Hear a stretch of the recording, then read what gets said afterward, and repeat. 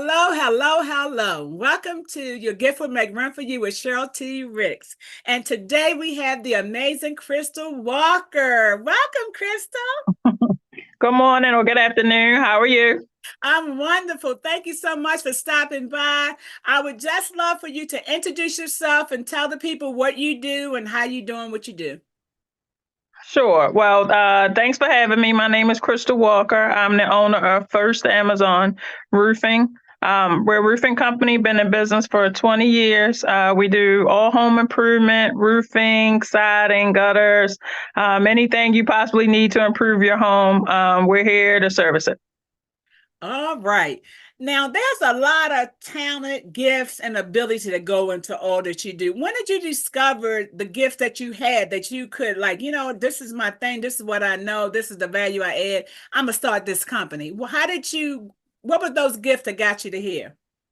It kind of didn't go so much like that. It kind of fell in my lap, so to speak. I started off by being a receptionist for a roofing company. So I was hired to just take phone calls. So it went from taking phone calls to setting appointments to talking to customers. And then it went from checking on material, ordering material, dispatching the guys. So then all of a sudden, my boss just stopped coming into work. So I was pretty much running the company on a regular basis. And to me, it was just a 9 to 5. So after about 15 years of that, um, my boss was kept pushing me, you need to get your license. You need to get your license. So he did that probably for 10 years. So I finally got tired of hearing it. And I said, let me take the test so I can just shut him up, so to speak. And I went and took the test and I passed it. And then when I passed the test, they said, well, what company are you using? And I said, I don't need no company. I just need to get my license so I can satisfy my work, my job, my employment, my boss, so to speak. And so they said, no, well, that company already has a license tied to it. So you have your own license now. So you have to have your own company tied to this. So I thought that my boss was setting me up because he knew that. I didn't know that.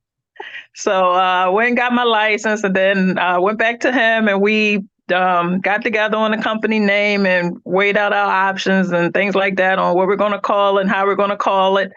And so that's how First Amazon was born. And then I stayed working with him and I managed his company. He's been around for 40 years. So I managed his company for another 2 more years while I ran my own company.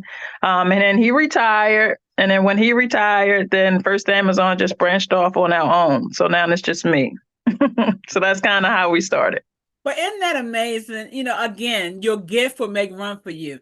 People think that, some things are born, some things we're born with, and some things we develop on our life journey. And then there are people that can see stuff in us that we're capable of, or what we could be very good at, or what we would be successful doing. But that ain't what we look at when we see us. It's like, oh, I'm just doing this, I'm just, doing this. But we don't realize that when you get yourself around other people who recognize the value that they add, they help us see the value in us that we can't see so easily. And it was just such amazing, your journey and how you got from there to there. When somebody, I appreciate you being my receptionist, and I am definitely making a lot of money on all you adding to me. But I don't want you to sit on what you got to make your life what you hope it to be one day. How was that? How did how did how did him saying that to you after it all came to fruition, you got the company, you got the license, you're doing what you do, how impactful was that inside of you? Not just him telling you to do it and bothering you to do it, but how was it when you finally embraced it and say, you know what? Yeah, I mean, I'm leaving a lot of money on the table.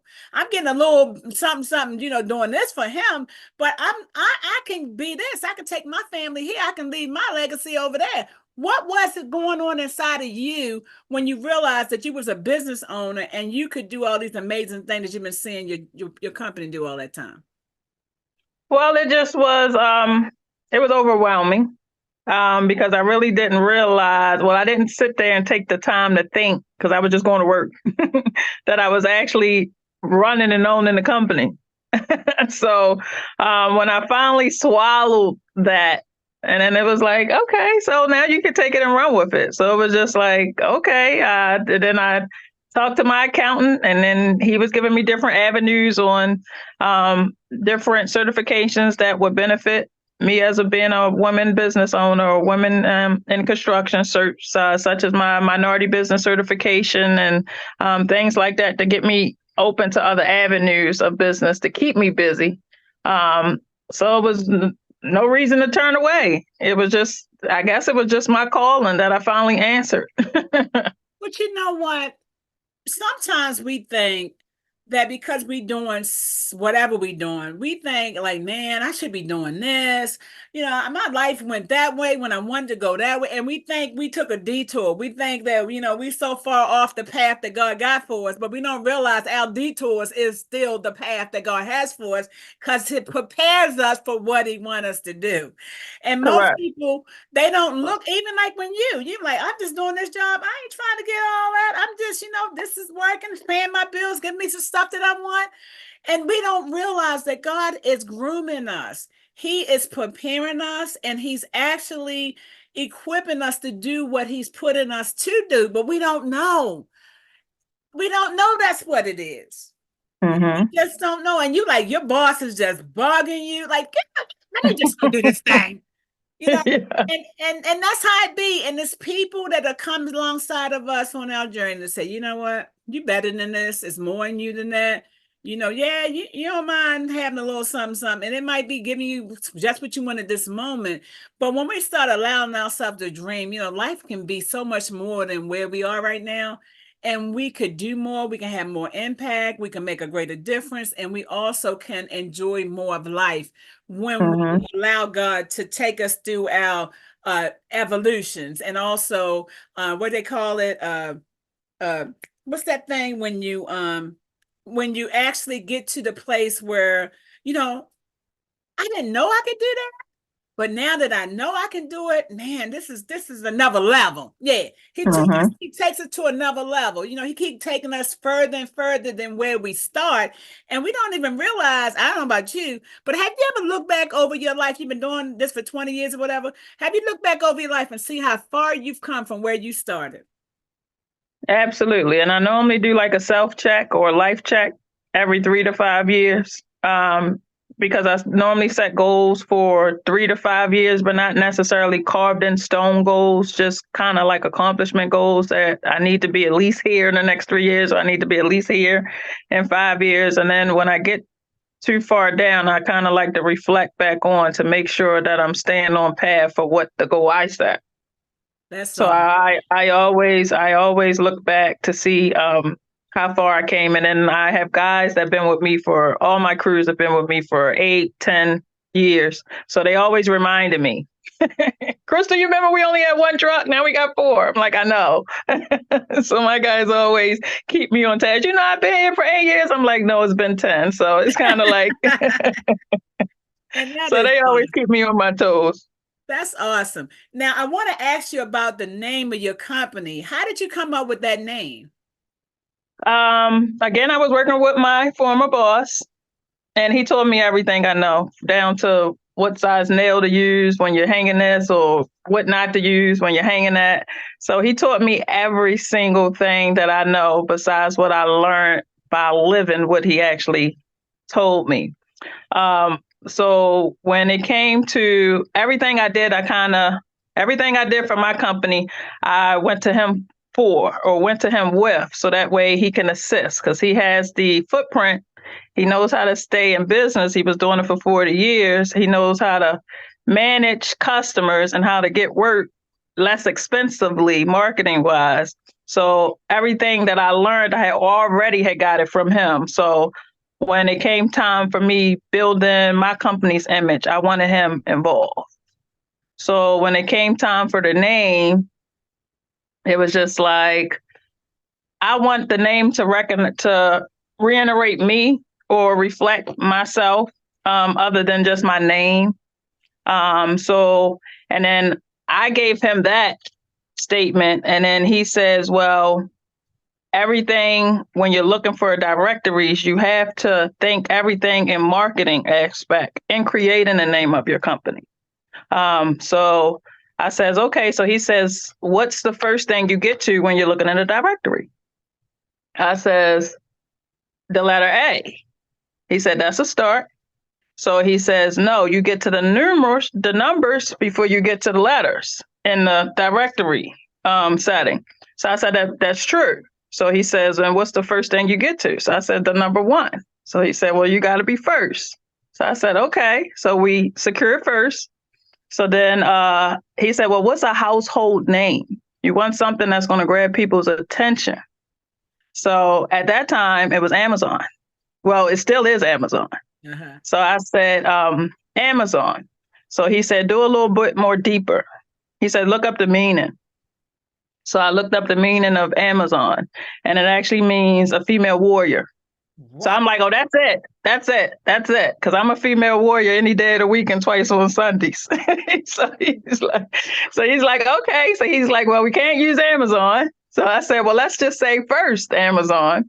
So then that's how first Amazon came about, because I'm the first, I consider myself the first female warrior in this industry. And so that's what Amazon stands for. Then we just added construction services in order to incorporate what we do to the name. So that's where first Amazon came from. Wow, that is so awesome. That is so, I looked it up too.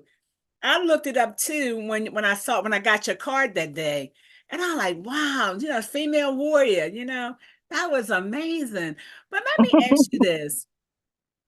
How has it been on your journey to go from wherever you saw? What were you doing before you started working with this construction company with the guy, your boss? What were you doing before you became a receptionist?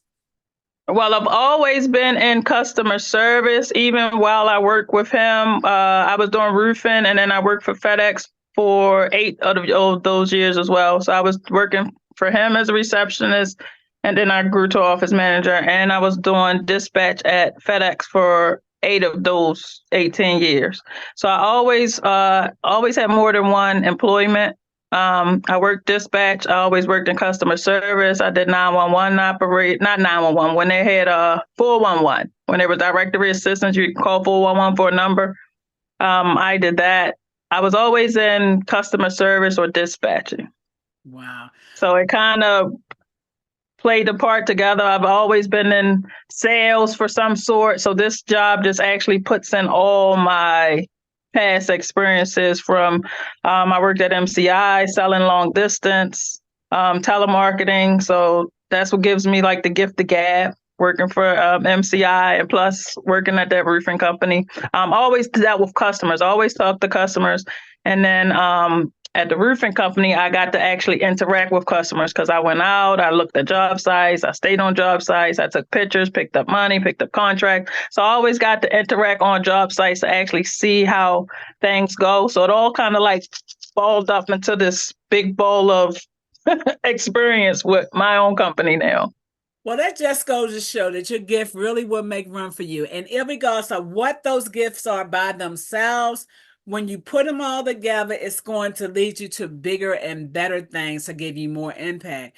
And when you were talking, I was thinking, I like, wow, what you got the best of both worlds. You actually know how to do the job in a competent way. You know how you got customer service skills to be able to keep your customers, get your customers, keep your customers, get repeat customers.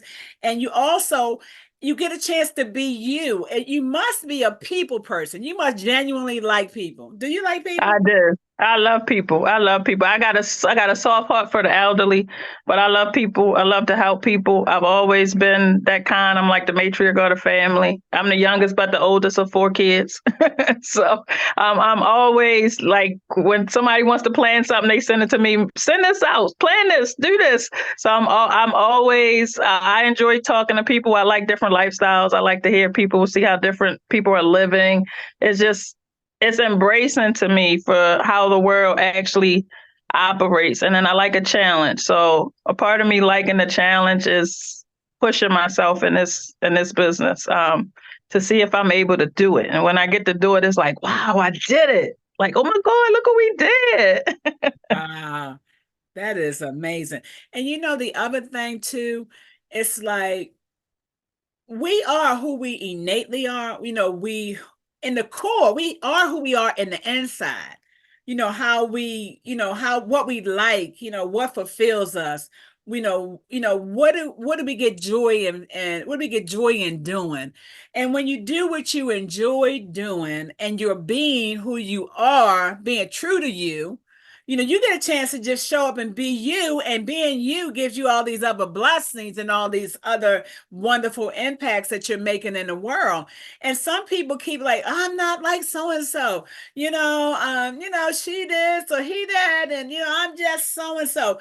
But if people would recognize, if they could just show up and be the one and only them, and just do what they do the way they do it, then Yep. they'll get fulfillment in their own life.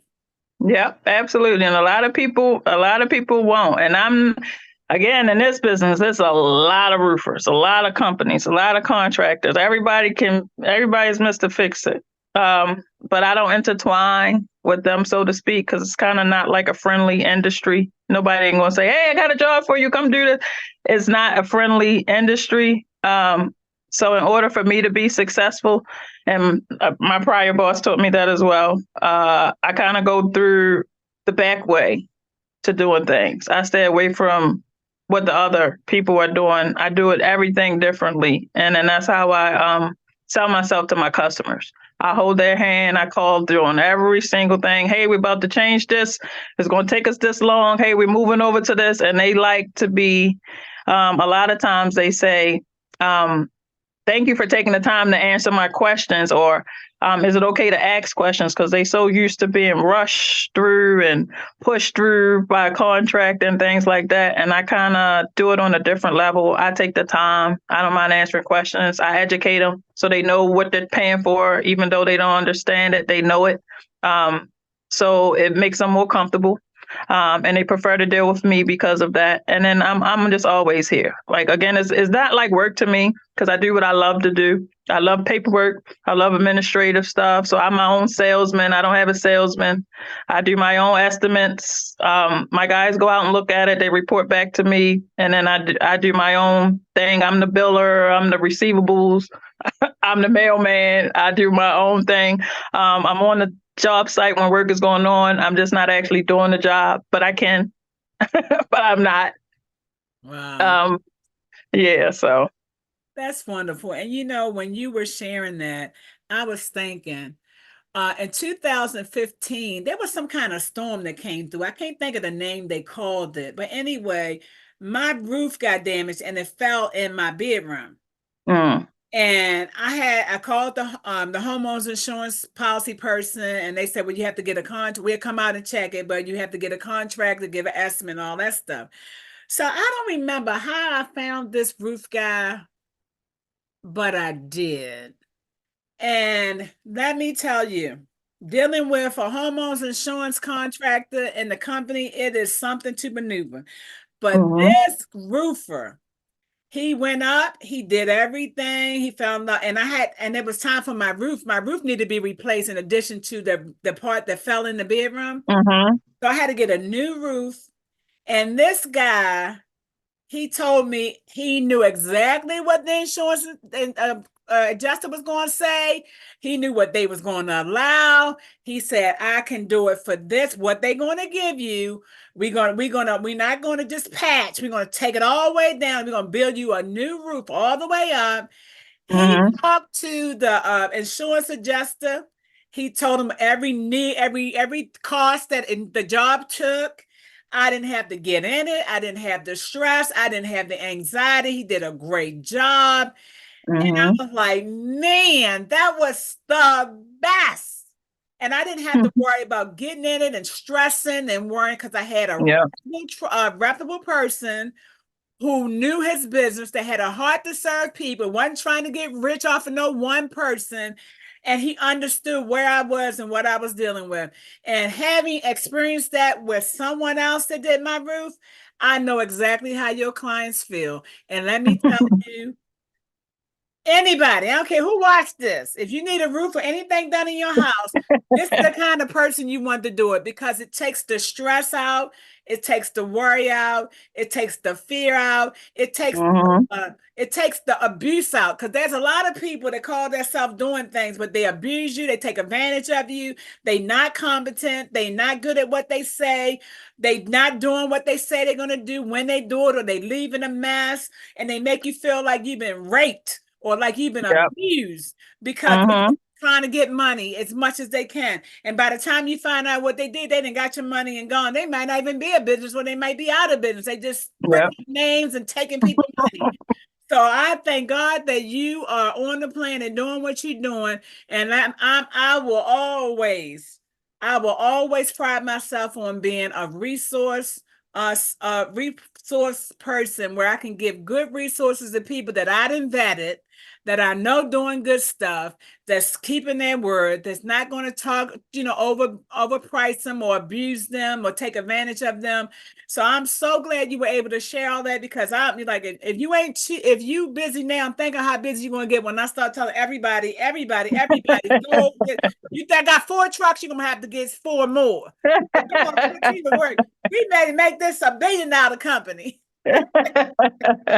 And then my thing is, I'm not one of the ones that want to be big. I always say, like, I'm not, people like, well, I don't go where, I'm not on a commercial. I'm not on the TV. I'm not on the radio. I'm on the radio for when they have free advertising, but a lot of my work comes from word of mouth.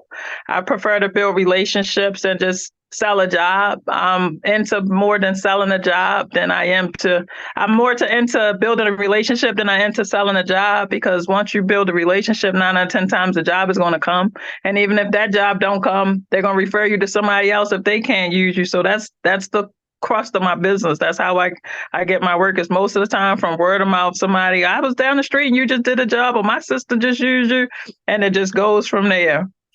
Well, they say that's the best advertising, or the Mm-hmm. worst advertising, because somebody enjoy what you do, they're going to help you do it. If you do bad, they're going to help you not to get no more business. Yep, And you absolutely. definitely want to do right by people. But I'm telling you, it is so amazing. Now, let me ask you a question. You're a woman contractor and roofer and all that good stuff. How was your journey as a woman? What do you have, kids or sis brothers? What did they say when you like, this is what I do? Like, Mom, you can't be doing that. You're a woman. What was that journey like? We will be right back after this message.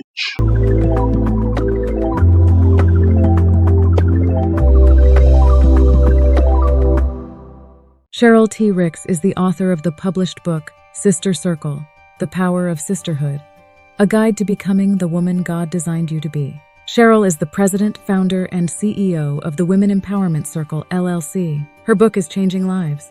It is a book for women that describes how important unity among women is to every woman's wholeness. It shows that a sister circle will help women understand the womanhood process and how to avoid the pitfalls that women often experience. It teaches women how to value themselves and each other.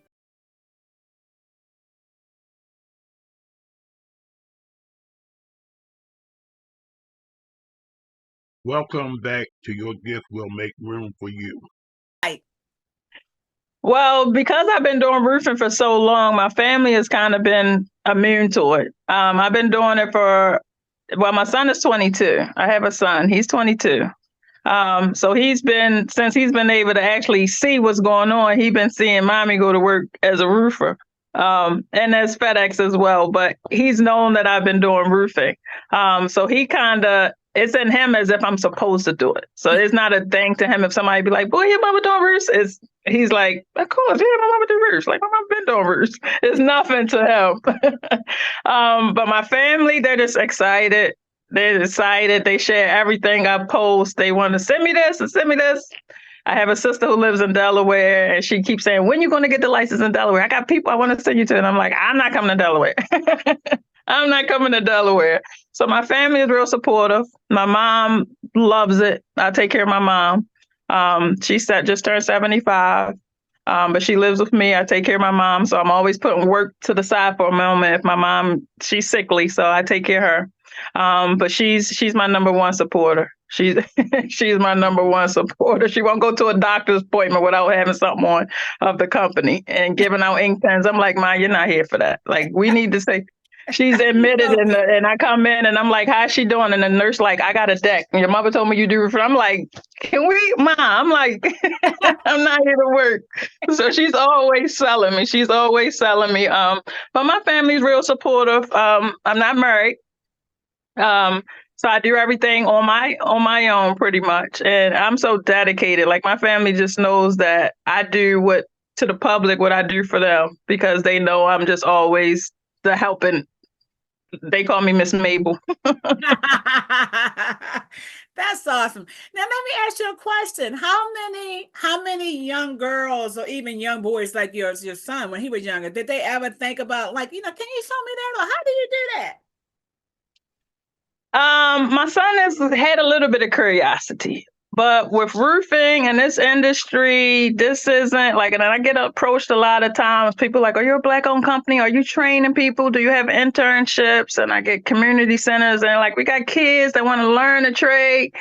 And I'm not that company. For insurance reasons, I'm not putting, what I say is I'm not putting none of my loved ones on the roof. So for my son, he would never get that job. I would prefer to make him my project manager, but he's not ready for that yet. He wants to do his own thing. He likes to drive. So he worked for Amazon for a little while now and he's driving for Walmart. So he's doing his own thing. And I want him to get understood on working and how to work and the responsibilities of having a job before he comes my way, because he's a very mama's boy. And I will spoil him. So I want him to learn his way first. And then whenever he's ready, mom has a position for him. Okay. I won't put people up on roofs. I don't do the training because I need to sleep at night. I need everybody to sleep at night. I can't have it on my brain if somebody gets hurt on my time, on my schedule, or have to explain to somebody's parent that it's just very dangerous. And it's kind of not something that you go to school for. It's kind of like a trade you need to have.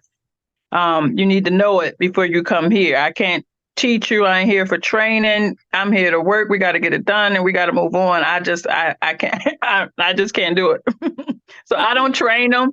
I have hired my family on different occasions because I do environmental jobs. So we clean parking lots and snow removal. We shovel fronts and shovel property managements and things like that. So when I have jobs like that, then I bring on closer people to help when I know they can be safe.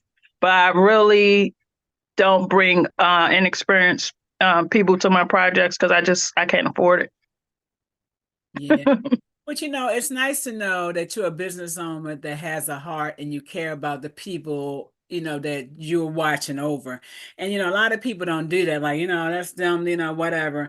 And that's another reason why you are as successful as you are, and you would be successful as much as you want to be, because you have your heart in the right place. And how did your relationship with God help you with all this stuff? Because I know that was a big leap to go from actually working somewhere and then starting your own company. Did God have a place in there somewhere?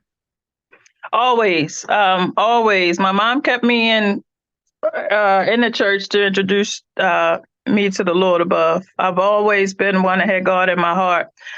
So I always felt as though you take advantage of the opportunities. I'm a one to believe that when opportunities come available, you take advantage of them because they're not coming back.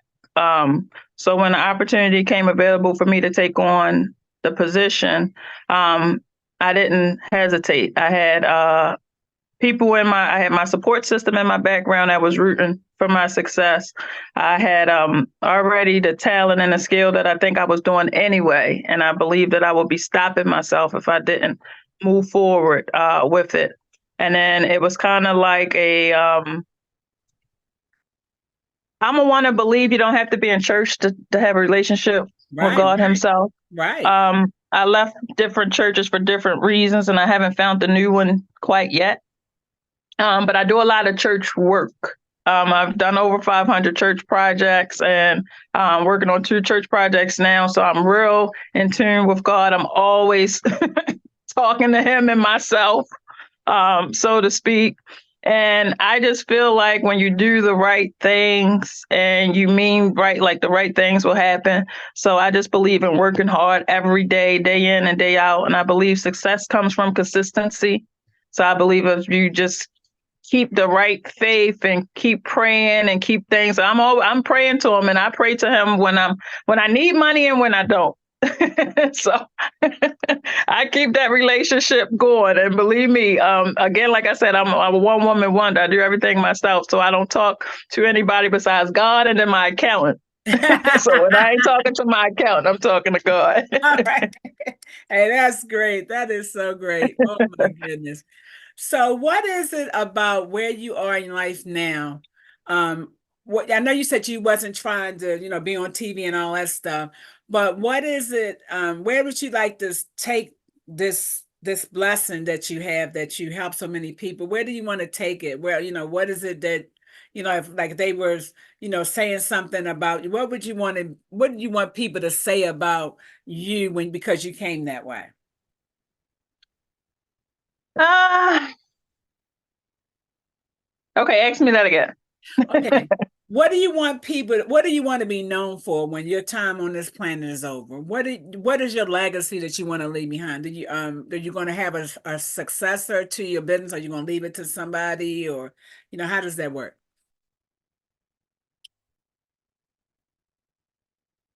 I have a granddaughter. So I have a granddaughter who's 3. And so I always look at her um, as if she's my little me, mini me. But she's a little bit more advanced than I was at 3. So when I think of leaving something, at one time my whole world went to my son. But now that I have a granddaughter, when I think of leaving something, I think of her, so to speak. But I really want to train her at a young age. Something I didn't do to my son in order to polish her. So when she's ready, she's not afraid to chase whatever dream she may have. So I would like First Amazon to be a generational company, and then it just stays around.